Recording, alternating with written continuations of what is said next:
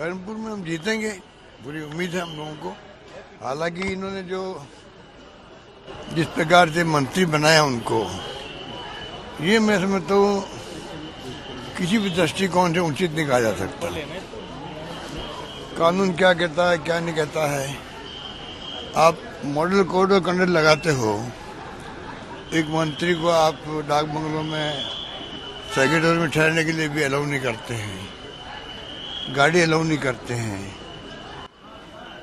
Code of conduct लागू होते ही सब विड्रॉ हो जाता मंत्री से भी, और आप उस व्यक्ति को एक जो उम्मीदवार है वो सीधा मंत्री पद की शपथ दिलाते हो। ये नैतिकता की मैं समझता हूँ दृष्टिकोण उचित नहीं कहा जा सकता। पब्लिक का इम्प्रेस कर रहे हो कि आपके उम्मीदवार को मंत्री पहले ही बना दिया है, तो ये बहुत उचित काम नहीं कहा, मतलब बहुत ही अनुचित काम इन्होंने किया है, ये मैं कह सकता हूँ। हो सकता है कि इसके कारण भी हमें और अधिक वोट मिलेंगे, हम ज़्यादा कंफर्टेबल होंगे, मैं उम्मीद करता हूँ। वैसे हमारी जो स्कीमें हैं, हमारी योजनाएं हैं, चुनाव तो हम लोग कामयाब नहीं हो पाए, कई कारण हो गए, ध्रुवीकरण कर दिए चुनाव को भी। मोदी जी ने, अमित शाह जी ने, 5 मुख्यमंत्रियों ने कन्हैया लाल को 5 लाख रुपए दिए, 50 लाख दे दिए यहाँ मुसलमान को। इससे बड़ा झूठ तो मैं समझता हूँ इस साल का 2023 का कोई हो नहीं सकता। आप बड़े बड़े नेता के झूठ बोलने लग जाएंगे चुनाव जीतने के लिए, फिर देश में क्या होगा? तो ये तमाम बातें आपके सामने हैं। फिर भी हमने अपनी हार को विद ह्यूमिलिटी स्वीकार किया है। पर इनका जो फाउल खेलना था, जो ध्रुवीकरण करना था, हिंदू मुसलमान की बात करनी थी, सनातन धर्म की बात करनी थी, ये पूरा गुमराह करने देश को, पूरे देश को, और इसको देश को कीमत चुकानी पड़ेगी इसकी। अगर हम लोग नहीं समझे टाइम पर, और मीडिया की भूमिका बहुत बड़ी होती है, वो पूरी तरह कामयाब नहीं है बल्कि असफल है। इस देश का मीडिया कुछ लोगों को छोड़ करके पूरी तरह आप समझ लीजिए फेल हो गया है। जिस प्रकार से वो सपोर्ट कर रहे ऐसे कामों को, सही को सही कहने की हिम्मत खत्म हो गई है। डर के मारे, ईडी, इनकम टैक्स, सीबीआई के मारे, या कुछ और समझ लीजिए, वो बड़ा विषय है। पर हालात बड़े गंभीर है देश के अंदर, ये मैं कह सकता हूँ। दिल्ली से आए क्या कुछ मीटिंग में? कल हमारी मीटिंग जो हमारे कांग्रेस अध्यक्ष खड़गे साहब के साथ में, राहुल गांधी के साथ हो गई, जो अलायंस कमेटी बनी उसकी। हमने जो पहले मीटिंग की थी राज्यों के साथ में, हमारे अपने नेता जो हैं राज्यों में, उनसे बात कर ली थी पहले राउंड में। अब दूसरे राउंड में जो है, जो वहाँ की पार्टियां हैं इंडिया गठबंधन की, उनके साथ में बातचीत शुरू हो रही है परसों से। 7 तारीख से 7, 8, 9 को संभवतः अगर उनको सुविधाएं हुई, उनकी सुविधाएं देखनी पड़ेगी हम लोगों को, तो मैं समझता हूँ कि हम लोग सब मिलके चर्चा शुरू करने लग जाएंगे, और उम्मीद करते हैं कि बहुत स्मूथली सबके साथ में सीट शेयरिंग का जो काम है वो आगे बढ़ेगा। पोर्टफोलियो अभी तक राजस्थान में अभी तक मजाक बन रही है। मुझे तो मुख्यमंत्री जी जो नए बने हैं, मैंने उनको शुभकामनाएं दी थी। जब नए बने मुख्यमंत्री जी, पहली बार एमएलए बनना, मुख्यमंत्री बनना बहुत बड़ा, मैं समझता हूँ इनको एक प्रकार से अवसर मिला है। तो कम से कम उसी दृष्टिकोण से इनकी पार्टी के हाईकमान को इनके साथ में न्याय करना चाहिए।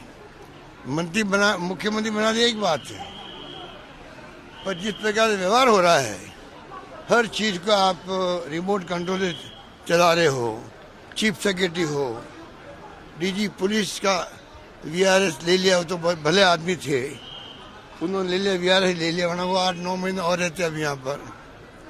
उनको वीआरएस ले लिया उन्होंने, मान लीजिए, और 15-20 दिन लगा दिए मंत्रिमंडल गठन के अंदर, लगा दिए। चलो कोई बात नहीं। अब आप बताइए, 7 दिन हो गए मेरे ख्याल से, लगभग 7 दिन हो गए हैं, पोर्टफोलियो नहीं मिल रहे हैं, ये तो मजाक होगी ना। मतलब शुरुआत कैसी हो रही है राजस्थान के अंदर। फर्स्ट इम्प्रेशन से लास्ट इम्प्रेशन वाली बात है। आप क्या इम्प्रेशन देना चाहते हो? आपकी दादागिरी चल रही है, होते हैं जो हम लोग कहते हैं बोझ वाली भाषा में, दादागिरी। ये बीजेपी के हाईकमान की दादागिरी है। और बगैर प्रधानमंत्री जी के, गृह मंत्री जी के पत्ता नहीं हिलता है। इसका मतलब खाली नड्डा पे दोष नहीं जाता है।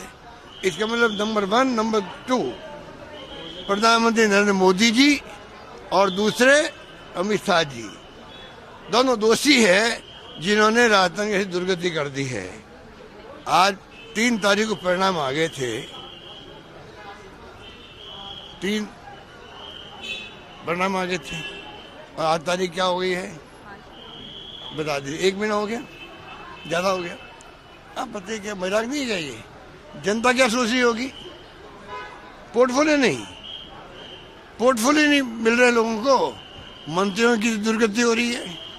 कोई लोग कह रहे हम तो जाते नहीं रूम के अंदर जब तो पोर्टफोलियो नहीं मिलेगा हम लोगों को। कोई अत्युत्साह में जा रहे हैं, खाली फोटो हटा रहे हैं वहां पर। गांधी जी हटा दो, अम्बेडकर की हटा दो, गुरु गोलवलकर साहब भी लगा दो, लगाओ कुछ भी करो, पर शासन तो शुरू करो कम से कम। गवर्नेंस देना शुरू क्यों नहीं कर रहे हो? अभी मुख्यमंत्री को सीखने में कई टाइम लगेगा। होना तो ये चाहिए था एक्स्ट्रा तरीके से इनकी हौसला भी हो, इनको सलाह दी जाए सीनियर नेताओं द्वारा, और किसी ढंग से अच्छी गवर्नेंस हो। मेरी शुभकामनाएं उनके साथ पहले भी थी, आज भी है, आगे भी, लेकिन मैं कोशिश करूंगा। अगर वो सच्चे सही ढंग से चलते गए, मुख्यमंत्री जी हमारी योजनाओं को बंद नहीं किया, गुड गवर्नेंस दी, सुशासन दिया, तो हम चाहेंगे वो कामयाब हो। भले आदमी है, सीधा आदमी है, उसका लाभ तो मिलना ही राजस्थान जनता को। कोई भले और सीधे आदमी को ये जिस प्रकार से व्यवहार कर रहे हैं, मैं उसको उचित नहीं मानता हूँ। लोकसभा चुनाव में राम मंदिर का असर देखने को मिलेगा? अभी तो टाइम बताया गया 22 तारीख के बाद में। ये तो पूरा भगवान राम का, हम तो बचपन से राम भगत हैं। हिंदुस्तान का हर हिंदू जो है वो राम भगत है। ये हिंदुओं में डिवाइड कर रहे हैं। जो बीजेपी में जाएंगे हिंदू, वो जो राम भक्त हो वो मानते ही लोग। तो डिवाइड हिंदुओं को नहीं कर रहे हैं लोग क्या? ये खाली हिंदू मुसलमान नहीं कर रहे हैं, हिंदुओं में भी इन्होंने ये कर दिया है। जो आप बीजेपी में आइए, डिवाइड कर दिया गया है, किस रूप में कर दिया गया। और अभी तो शंकराचार्य जी बोलने लग गए हैं कि भाई हमें काय के लिए बुलाया जा रहा है। 5% आप करेंगे, धार्मिक गुरु हम लोग हैं, तो क्या हम वहाँ बैठे बैठे ताली बजाएंगे? अगर शंकराचार्य के मुंह से निकले क्या मैं वहाँ बैठा बैठा ताली बजाऊं? मैं काय के लिए जाऊँ वहाँ पर? तो हो क्या रहा देश के अंदर? राष्ट्रपति जी को बुला नहीं रहे हो, वो आदिवासी महिला है। ये मौका था मोदी जी के लिए। मैं बात विशेष मोदी जी की कर रहा हूँ जो ओबीसी के हैं।